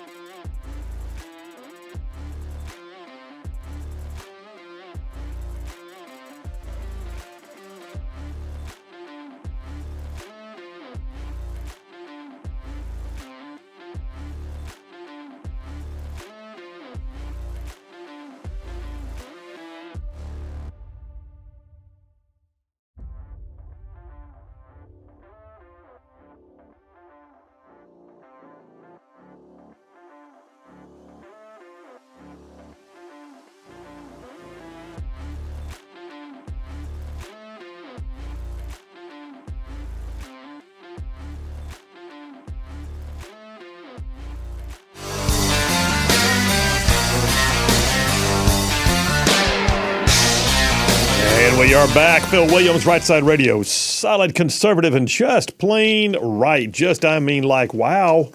You know, making common sense. Superpower-ish. That's what I'm saying. Hey, so, by the way, I got to tell you who else has got some superpower common sense, and that's our friends at ZLA Solutions. So ZLA Solutions, listen, they're doing a lot to help businesses, and it's innovative, and they're doing some crazy cool stuff. One of their best ways they help businesses, though, is still by finding them people, like staffing. So if you are, by the way, looking for people, then ZLA Solutions can help you find them. I always say blue collar, white collar, no collar, it don't matter. And ZLA Solutions will help you find them by doing the recruiting, the background checks, the drug testing. It can be small groups. It can be a whole shift of people. They can do it for all types of industries, service industries, manufacturing, hospitals, you name it. Blue collar, white collar, no collar is what I always say. Yeah, check them out. ZLA Solutions, their website is zlausa.com. So if you're a business that needs help, ZLA Solutions at zlausa.com. And yeah, and do me the favor of telling them you heard about it on Rightside Radio. All right, so border madness. Here's something you don't want to hear. Not that we don't know it, but when you read it and you find out that it's an official statement. I pulled this one off of NBC Montana, believe it or not. But storyline was based out of El Paso, Texas. Headline, U.S. southern border at a breaking point as 5,000 illegal migrants are released into the country each day. Each day. Let's assume, by the way, that if that's the case, which, by the way, is reported by the Department of Homeland Security. Yeah, the article quotes, DHS has reported it is releasing 5,000 illegal migrants into the country each day. If that's the case, that's 150,000 illegals in a given month being released into the country. And then on top of that, what that means by the year, that's 1.8 million illegals per year being released into the country. For the love of God, we have seen the population of the United States, no kidding, check the numbers. The population of the United States has grown by several percentage points since Biden took office, 3 years, just on illegal immigration. And truthfully, it's not illegal immigration. It's an illegal invasion. I mean, this is epic scale, all right? Story, though, goes on to say, like in El Paso, Texas, there were 4,017 migrants on the day the story was run, currently in Customs and Border Patrol custody right there in El Paso. The story, by the way, came out 2 days ago. Border Patrol in El Paso also said they are encountering 949 migrant crossers a day. 887, though, were released right away. Eagle Pass is another border city in Texas. They had 3,200 undocumented migrants just this past Tuesday alone. 3,200 in one day came across at Eagle Pass. And then according to the Associated Press, the U.S. government had to shut down several actual, ports of entry.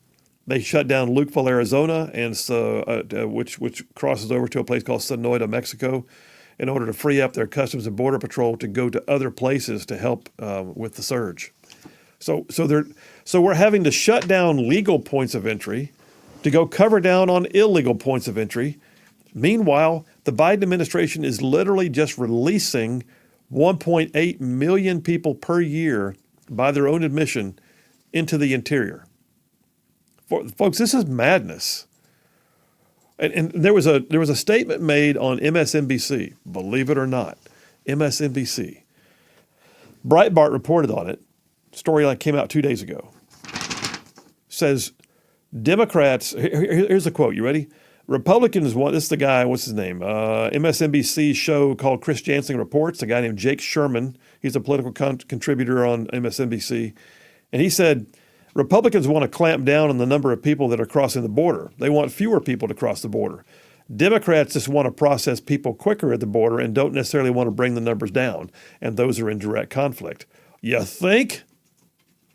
Well, I mean, first of all, thanks, Sherlock. That was we never would have figured that out. But then B, he said it. He said it out loud.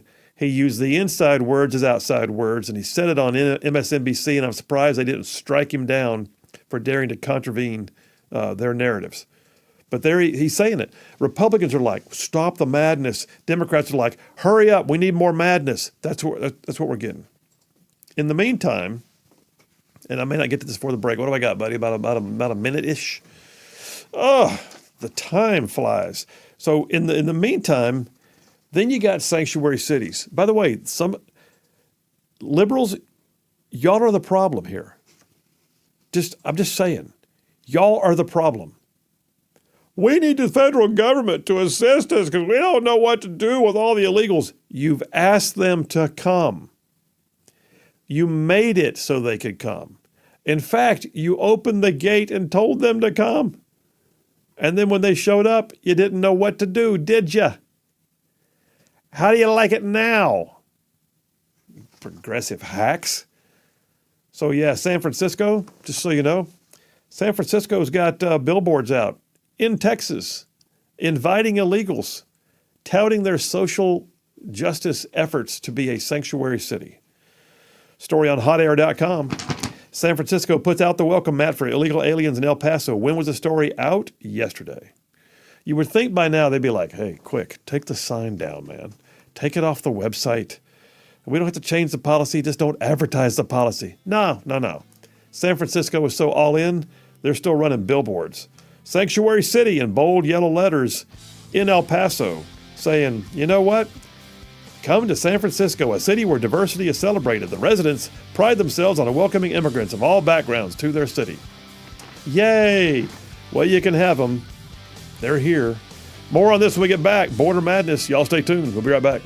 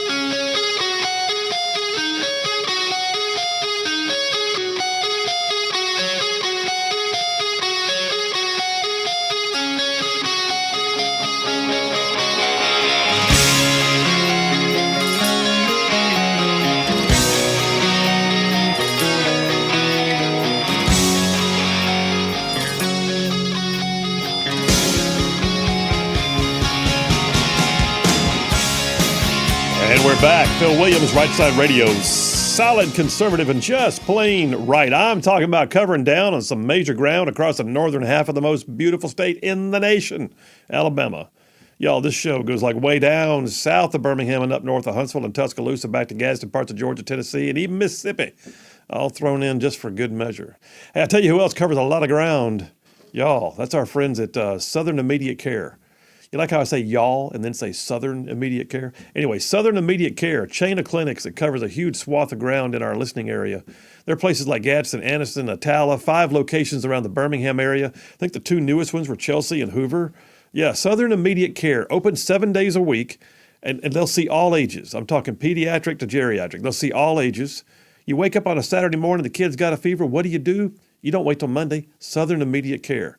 You can get shots and x-rays at location, and they will see all comers. And I'm just telling you, folks, this is who I use.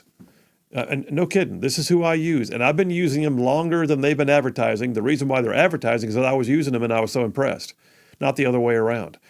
So, I mean, every time I walked in the door of a Southern Immediate Care facility, it's always been clean, professional, friendly. They'll get you in and get you out. And listen, I can't recommend them enough. And oh, by the way, the owner of the whole chain is indeed a Rightside ruffian. Keep that in mind. So yeah, Southern Immediate Care. You need medical attention? Check them out. Find them online, the location nearest to you, and head on down. And when you're filling out those forms, tell them you heard about it on Rightside Radio. I'd appreciate it. I'm going to get a text message here in just a minute, but I will say this. John from Huntsville just texted in and said he just got his Rightside Ruffian T-shirt in the mail, so that's good doings. Wear it with pride, John. We're proud to have you in the family. On this southern border thing, before I go to the phones, one thing I want to point out is the difference in the state's efforts. So Texas is a Republican-led state. Arizona is now a Democrat state. Texas is doing all they can to own their own destiny, right? Texas National Guard, quoted story here on Newsmax, came out yesterday, is installing a new anti-climb barrier near Brownsville in an effort to curb illegal migrants. The announcement of the barrier was posted on the state's official website. They actually have a Texas National Guard engineer special response team that works these issues. It's just, Texas is all in. They have Operation Lone Star, they call it. They're spending billions of their own money and getting fought every day by the Biden administration for just trying to defend their own borders. Meanwhile, Arizona, where Kerry Lake did not get elected governor and Katie Hobbs did, Katie Hobbs is upset with the federal government's response, and she wants $512 million in federal funds to help reimburse the efforts that they're trying to sort of kind of do in the Arizona border region, which, by the way, I think it's Tucson area has gotten really out of hand. And Hobbs says Arizona's continued to bear the burden of federal inaction in managing our southern border. Okay, so she's calling out the Biden administration. That's good. But her version of calling it out is not, here's my version of Operation Lone Star. No, hers is like, I need $512 million of federal funds. Yay. Just a difference in the way Democrats and Republicans handle things, you know. Caller on line 1. Jeff from Indiana. Hey, brother, how you doing? Doing good, Phil. Hey, now that John's got a shirt, maybe you need to send him some socks as well. Yeah, get some Rightside socks in these people's hands. That's right. That's right. When you're in the stall, then they can't see your shirt, but they can see your socks. Spoken like a guy who's been to many a truck stop. Oh, yeah. Too many. Hey, on this border stuff here and everything, you know, the Third Amendment gives us the right, you know, to not have to quarter troops and everything, not being commandeered for that. How long do you think it'll be before we get commandeered for housing illegal aliens? Well, they're already kicking. They're already kicking, retirees out of the old folks' homes to repurpose them for illegal immigrant housing. They're doing that right now. Yeah, I'm just kind of wondering when the government's just going to just declare a public emergency and just take your house from you, basically. You know, these are not troops; these are just illegal aliens. So, well, we can do that. If the day comes that happens, that's the day when you see true violence break out. In my opinion, that would be a kicker. Well, that you won't be able to have no violence. I mean, like I was talking earlier, that you was wondering about Illinois. basically banned all automatic weapons, I think, and semi-automatic weapons, and Supreme Court, decided not to hear the case. Just kicked it back to the lower courts, I guess, and if we got a conservative court in there now, you really couldn't tell it. I don't believe. Well, they've been very conservative on some issues. I hope they're going to, stand up on some others that are coming. But I look at it right now too, and way back in the day, I just thought that Biden was trying to just not be Trump. Now I think that Biden is absolutely. I'm convinced of this. This is a plan. This is an open borders plan. It is going according to the way they want it to go. That's what I think. Oh, well, yeah. I could have told you that from the beginning, like you say, because every time they drag Mayorkas up there and everything, Mayorkas is not the problem. Mayorkas is doing the bidding of his boss. Yeah. That's plain and simple. They want to impeach Mayorkas for not following the laws. Well, he can either follow the law or he can do what the bidding of the president wants him to do. Which are you supposed to do? You're danged if you do and danged if you don't on that situation. Well, see, the interesting thing of that is that when you're sworn into office, when you're confirmed by the Senate, you're not sworn into office to uphold and defend the whims of the President of the United States. You're sworn to uphold and defend the Constitution. And part of that is, the sanctity of this nation, the laws, and upholding them. And when you look at putting other people at risk because your boss is feckless, that's when it's time for you to either man up or resign, one or the other. So I think he chose to. I think he chose to just go ahead and go along to get along. Well, somebody needs to tell that to the AG then, because I don't think he's following the law anywhere, is he? It's amazing to me how many times in the Biden administration they have openly flaunted the law and then even said so. In fact, Biden himself, I gotta wonder how many times the Biden administration's, press secretaries and all of them just cringe in the corner when Biden goes off script, because he'll say things like he did with the vaccine mandates. He said, "Well, my legal advisors have told me this would probably not pass constitutional muster, but I'm going to do it anyway." Oh, well, okay. Well, that's what happens when the executive branch is in charge of enforcing the laws and doesn't. Who enforces the executive branch? There is no. Well, the Second Amendment enforces the executive branch, but they're trying to take that away too. Well, allegedly, the checks and balances of the three, branches of government are supposed to keep each other in line. The courts are supposed to say when you're unconstitutional. The Congress is supposed to say when you are outside the bounds of the law, and they have to pass new laws or whatever the case may be. But man, it's a mess. And all right, let me ask you this before I let you go. Your thought is Biden going to be on the ballot next go around? Period. Is he going to be on the ballot? I think he probably will, just because, it's like I say, if Kamala Harris would be the backup, and if she's not in there, it's not going to be good. The Democrats are, it's all about identity politics. So, if she's not in line, and I don't know if her own family would vote for her. I don't know who's going to vote for it. Well, so you may have missed my prediction earlier in the show. So I put a prediction out on my social media today. If y'all want to follow me on Twitter, by the way, it's at @SenPhilWilliams, SEN Phil Williams. But I put a prediction out today. I said Biden will not be on the ticket. There are already stories being run right now about how Biden is so upset and feeling guilty because he believes that Hunter's legal issues are because people are after him, and so they're going after his son, and he feels like running for president may have put his son in a bad spot. I predict that Biden's going to say family is more important. I got to step down for my son's benefit, make a deal with the prosecutions, and then Kamala is going to get her dream job working for the World Economic Forum or someplace, and she's going to step aside too, and Newsom's going to find a new ticket. That's what I think. There. It's possible. My prediction is out. Hey, I'm going to hold my breath till they issue an arrest warrant for Hunter Biden. Are you going to come to my funeral? I think at the very least he'll be found in contempt of Congress and probably never have to pay a fine for it. But it's what a friggin' mess. All right, listen, man. Where are you at on the road right now? Where are you? I'm getting ready to cross into Tennessee. I'm just passing where the Rocket used to be. Where the Rocket used to be, yeah. Yeah. By the way, do you know that I actually asked? We've had Steve from Huntsville on many times talking about the Rocket. He was very active and tried to save it. I asked him, did they at least like salvage it so they could sell scraps of that, that Saturn rocket as souvenirs? And he said, as far as he knows, they just scrapped it. Period. They didn't even bother. That's just. There was a bunch of it in a trash bin, basically. But they said most of it was a mock-up anyway. So why didn't they save the part that was the mock-up? Not the base. I think the base and the cap were both real, but that was the only thing. So the rest of it, they scrapped the rest of it too. All right, man. Be safe on the road. All right. Have a good one, Phil. We'll Thank see, you, man. All right, we're taking the last break of the day. We'll come right back, and I got a couple more things on this border madness. Woo! And then I got some text messages, which I got to get to. You guys stand by. We will be right back.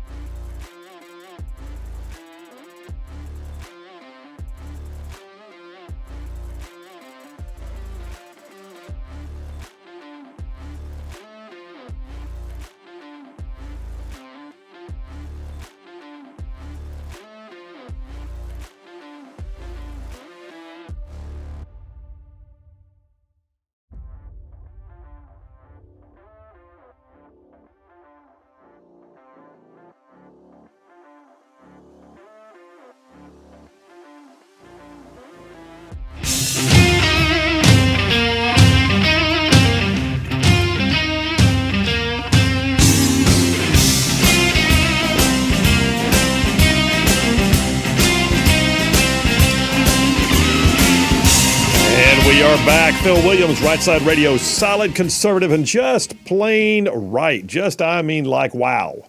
Just making it cool to be a conservative as we save the world one soundbite at a time. Hey, great show today, full of content. And I got to tell you, I'm going to wrap up this little piece here, and I'll take a few text messages. I've been this last dipper on border madness, right? So absolute madness. Absolute madness. My conversation with Jeff from Indiana a minute ago, I am completely of the mind that there is no accident here. This is an intentional open borders policy. It's not a matter, they want to say the border is secure, which they know they're lying when it is.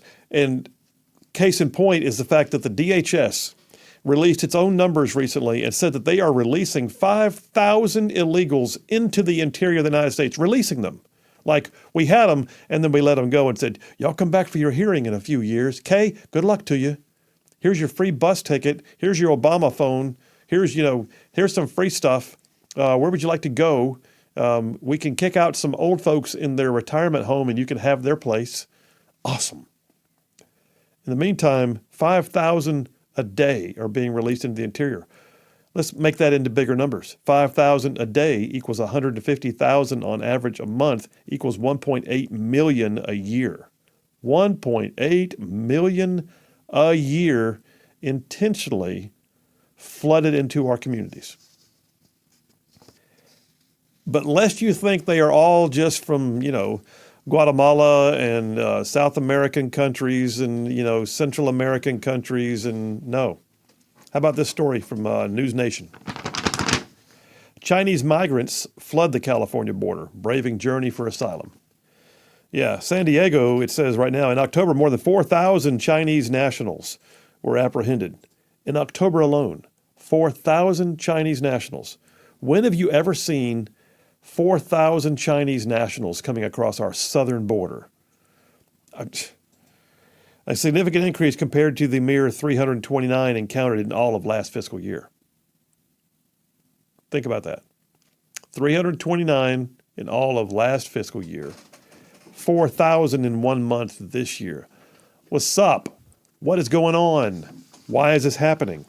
This is not normal, wrote Ron DeSantis in a post he put on his Twitter feed. Says, this is not normal. Our country is being invaded. We cannot afford to take half measures or make excuses on this issue.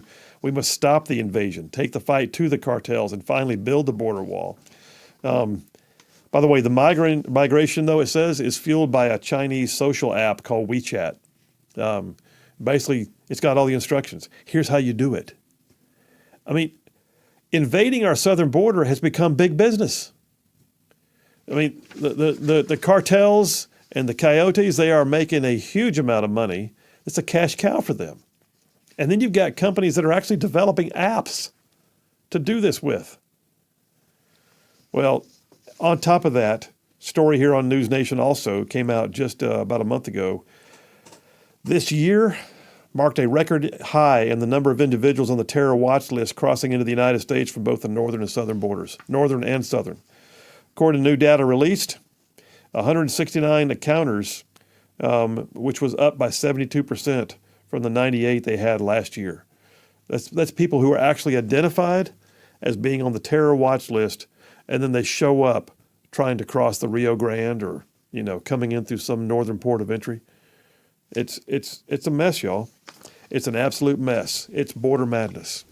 And these are all numbers that we know of. The gotaways, they can check a block that I saw a gotaway, and but they don't even know what they didn't see. They have no idea what they didn't see. And how many came through tunnels that were, and how many came across in the dark of night and we didn't catch them. Unbelievable. I got a few texts here I'll get.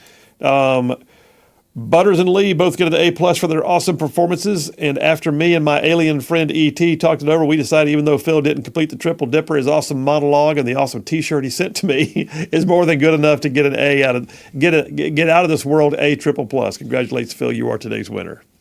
I feel warm all over. You bought a winning grade. You are you trying to say you paid him off? No, he won that fair and square by winning the NCAA Pick'ems. I got to let me have my moment, bro. Okay. John from Brownsboro says, we also need to think about getting a Jeff and Lee segment someday. That's an idea. Jeff from Indiana and Lee from Huntsville.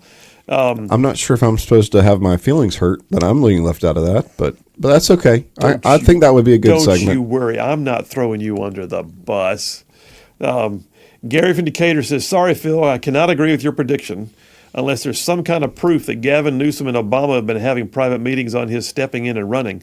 Obama has to handpick any future candidate before they can run. He has to be protected at all costs, as he's been pulling the strings in the Biden administration the whole time.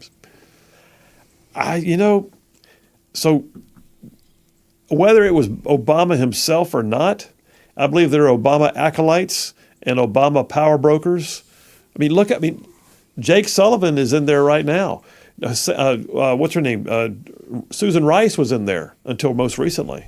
I don't know. I think if you're looking for puppet masters, I think anybody that's had their name on a ticket you're not thinking deep enough. I think the puppets are much. You think the puppets are the ones who chose to remain? The real puppets. Yeah. Why would you put your name on There's plenty of people you can pay to go be on a ticket. I'm not denying that. There's some John Wick stuff going on somewhere, the high table somewhere. Anyway. All right, that's a whole nother day. Oh yeah. Ike from Somerville says my prediction is Biden will run because the puppet master's hand is stuck up his back. Ike. Greg from Elkton, Tennessee says, I just passed Jeff. He needs to speed it up. Watch your speed, Greg. Brian from Huntsville says, if Biden is on the ballot, it's like Pickett's charge at Gettysburg. Oh, that's not good. Pickett's charge didn't work out that well. Thomas from Athens says, I think actually that a good progressive needs to buy many billboards inviting illegals to sanctuary domains like Chicago, New York, D.C., Atlanta, Boston, etc. For me, it's better there than Alabama. These billboards would be valuable to lessen the impact in the regular cities. The ironic thing is those billboards aren't doing anything. The word's out. They know. So what we need to do is get an app built that says, here's how you get to San Francisco. Oh, yeah. Biden's a Democrat, says Rob from Decatur. He will throw Hunter under the bus if it's politically expedient. Woo! There's a prediction. All right, you guys. Amazing day. We got another one tomorrow. You guys having a great night. We will see you then.